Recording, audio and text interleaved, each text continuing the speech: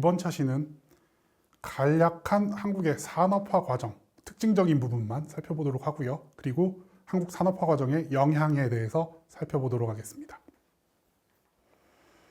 먼저 한국의 산업화 과정입니다. 대한민국 정부가 들어서기 이전, 그리고 일제강점기 시절, 그리고 그 이전 조선, 이 조선에서는 사실 산업화 과정이 진행되지 않았었습니다. 그런 상황에서 1910년도 일본의 식민지가 되고 조선이 일본의 식민지가 되면서 일제강점기 시절 제한적 수준의 산업화가 진행되기 시작합니다. 개항기 이후 1920년대까지는 우리나라는 일제의 식량 및 원료 공급지 또는 상품 판매 시장으로서 위치하게 됩니다.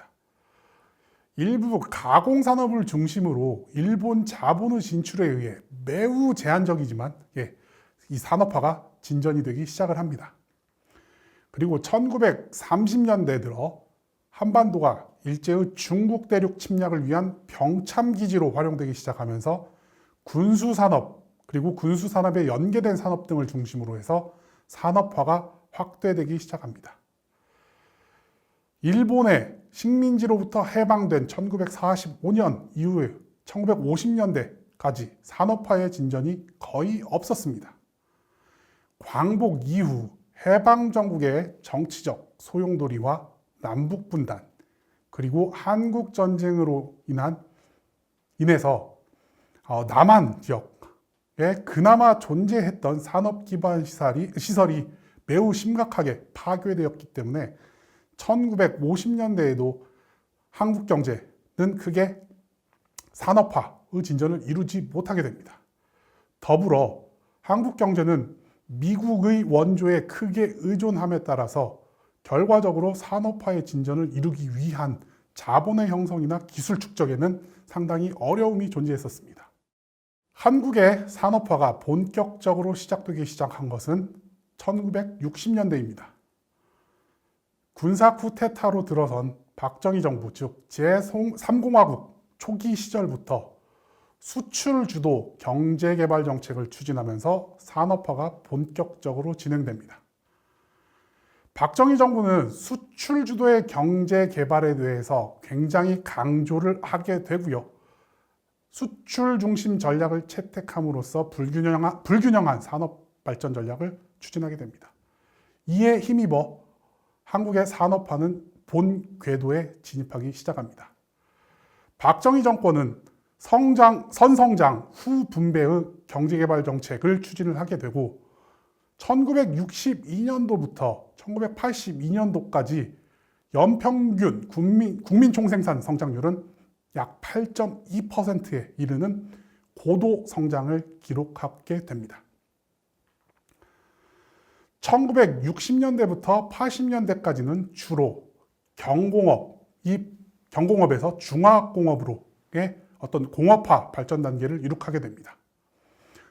그리고 1990년대 이후 첨단 정보 산업과 지식 산업, 그리고 서비스 산업을 중심으로 재편되는 후기 산업화와 서비스 산업화의 단계로 전환됨으로써 한국은 선진국형 산업 구조로 변모하게 됩니다. 지금 보시는 표는 한국의 10대 수출 상품 변화를 보여주는 표입니다. 1960년까지, 즉 1950년대 1위부터 10위까지의 상품들을 보게 되시면 주요 수출 상품들은 대부분 1차 생산품들입니다. 즉 제조나 가공을 거치지 않은 철광석이라든지 오징어라든지 활어와 같은 1차 생산품들이 주요하게 나타나고 있습니다. 1960년대, 즉 1970년까지의 주요 수출품들을 보게 되면 섬유류, 합판, 가발과 같은 경공업 생산품이 나타나고 있습니다.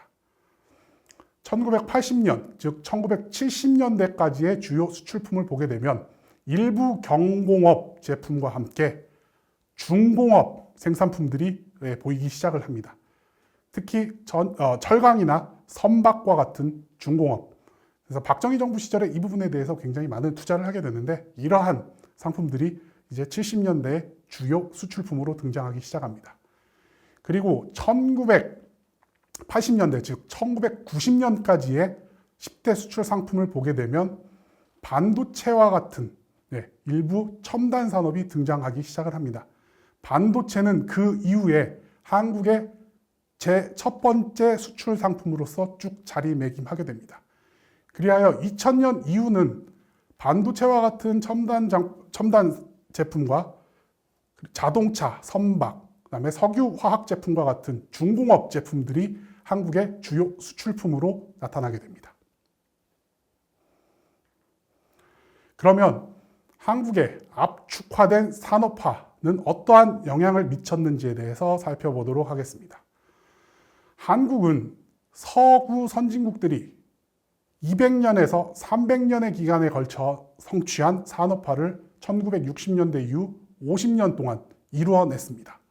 즉, 이러한 압축 산업화는 세계 근대사에서 유래를 찾아보기 어려운 현상입니다. 이러한 급속한 산업화는 당연히 사회 전반에 심대한 변화를 가져오게 됩니다. 첫 번째는 한국 사회에서 급속한 도시화가 일어나게 됩니다. 산업화가 전개되면서 농촌 인구가 도시로 대규모로 이동하게 됩니다. 이에 따라 도시화가 매우 급속히 진행이 되게 됩니다. 1955년 전체 인구의 약 25%에 불과하던 도시 인구가 1975년에는 50.9%를 차지하게 됐고요. 2010년에는 80%를 초과하게 됩니다. 즉, 급속한 도시화가 이루어지게 된다는 것이죠. 이와 같이 도시 인구의 증가 현상은 불가피한 경향이 있습니다. 그렇지만 한국의 경우 농촌 지역의 고령화나 공동화가 그대로 방치되어 있고 지나치게 많은 인구가 수도권을 중심으로 집중됨으로써 주거 환경이 악화되고 수도권, 비수도권 간의 불균형한 지역개발 등의 문제를 야기하게 됩니다. 그리고 대기업, 중소기업 불균형 발전 역시 한국의 산업화가 만들어낸 영향이라고 볼 수가 있습니다. 1960년대 초 이후 산업화를 주도한 정부는 기본적으로 수출 주도형 전략을 지향하면서 중소기업보다는 대기업을 우대하는 정책을 펼치게 됩니다. 그 결과 대기업, 중소기업 또는 수출기업, 내수기업 간의 경제 양극화가 매우 심각하게 고착이 되게 됩니다. 민주화 이후에도 이미 시장 지배력을 확보한 재벌 대기업들이 중소기업들을 위계적인 구조에 집어넣음으로써 사업 수익을 독식하는 불공정 거래 관행을 강요하게 되므로 재벌 대기업애로의 과도한 경제 집중과 중소기업들의 영세성을 고착화시키는 문제를 양산하게 됩니다. 이는 사회의 불평등 문제를 낳는 핵심적인 배경의 원인이라고 볼 수가 있습니다. 다음으로 양질의 노동력 육성과 중산층이 구성된 점 역시 한국 산업화의 영향이라고 볼 수가 있습니다.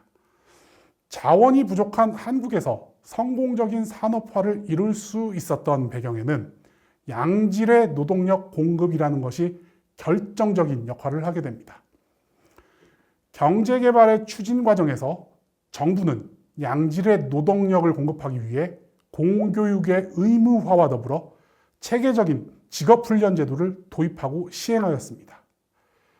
더불어 가구 단위의 계층 상승 욕구와 맞물려 전반적으로 한국 사회는 고학력화가 진행이 됩니다.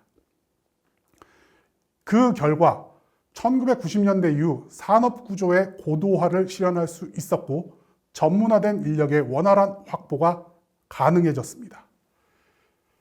더불어 1980년대에 들어서 산업화의 결과로서 이 고학력 집단을 비롯한 중소기업, 중견기업, 대기업의 종사자들이 소득 수준이 오르게 되고 이에 따른 생활 수준 전반이 크게 개선되면서 중산층을 형성을 하게 됩니다. 그리고 민주주의, 한국이 이룩한 민주주의 역시 일종의 산업화의 결과물이라고 볼 수도 있습니다. 한국은 신생 독립국으로서 정치적으로 매우 불안한 상황이었습니다. 이러한 상황에서 남북분단, 한국전쟁 등으로 정치적 혼란이 가중되면서 독재 정권이 출현하고 뒤이어 군사 쿠데타를 통해 군부에 의한 독재가 한동안 지속되게 됩니다. 이러한 권위주의 정권들은 정권 유지를 위해서 시민을 단합하고 위헌적인 조치들을 시행함으로써 민주주의의 한국 정착을 저해하였습니다. 특히 이러한 정권들은 정치적 정당성이 결여되어 있는 점을 만회하기 위해서 경제적 성장을 추구하고 경제적 성장 결과를 국민들에게 홍보하게 됩니다. 한국의 산업화를 위해서는 정부가 주도에 필요한 부분이 있었는데 특히 이런 부분들은 일정 권위주의 정부였기에 가능한 부분들도 있습니다. 산업화의 결과 소득이 향상되고 중산층이 늘어나면서 이들계층을 중심으로 시민의 권리나 민주주의에 대한 의식이 고양되고 이는 사회 전반에 널리 확산되게 됩니다. 이러한 측면에서 본다라면 한국의 민주주의는 산업화의 영향에 의한 산업화의 결과라고 볼 수가 있겠습니다. 이와 더불어 여러 사회 문제들도 발생을 하게 됩니다. 산업화 과정에서 선성장, 후분배 담론이 지배적으로 작용하게 되면서 경제적 효율성과 시장 경제력이 우선시되는 풍토가 만연하게 됩니다. 이는 부의 분배 편중과 복지 부재로 인한 불평등한 계층 구조를 심화시키게 됩니다. 또한 범죄나 자살, 산업재해 등과 같은 어떤 산업화 과정에서 나타나는 사회 문제도 계속적으로 증가하고 있는 상황입니다. 그뿐만 아니라 산업 구조가 고도화되는 상황에서도 여전히 노동자의 권리가 보호받지 못하는 분야들이 다수 존재하고 있는 문제점들이 있습니다. 이제까지 산업화, 경제발전, 그리고 한국의 산업화 과정과 영향에 대해서 알아보았습니다. 산업의 의미, 공업화, 산업화 등을 이해하는 것은 산업발전 및 경제발전 등을 정확히 이해하는 데 기본적인 토대를 제공합니다. 그리고 한국의 산업화와 경제발전은 여러 관련 이론들에 부합하는 방향으로 진행되어 왔다고 볼 수가 있습니다. 로스토우의 경제발전 5단계는 한국의 산업화 및 경제발전을 전반적으로 이해하는 데 기본적인 토대를 제공할 것이라고 생각합니다. 그리고 거센크론의 이론과 수출 중심 전략 및 수입 대체 전략을 살펴보는 것은 한국이 서구 선진국들에 비해 상대적으로 빠른 시간 내에 압축적인 산업화 과정을 진행시키는 것을 이해하는 데 도움이 될 것입니다. 한국의 급속한 산업화 및 그에 따른 경제 성장은 한국 사회에 많은 영향을 미쳤는데 특징적인 부분을 살펴봄으로써 한국의 산업화 및 경제 발전을 전반적으로 이해할 수 있는 토대를 구성했을 것이라고 생각합니다. 이상으로서 강의를 마치도록 하겠습니다. 감사합니다.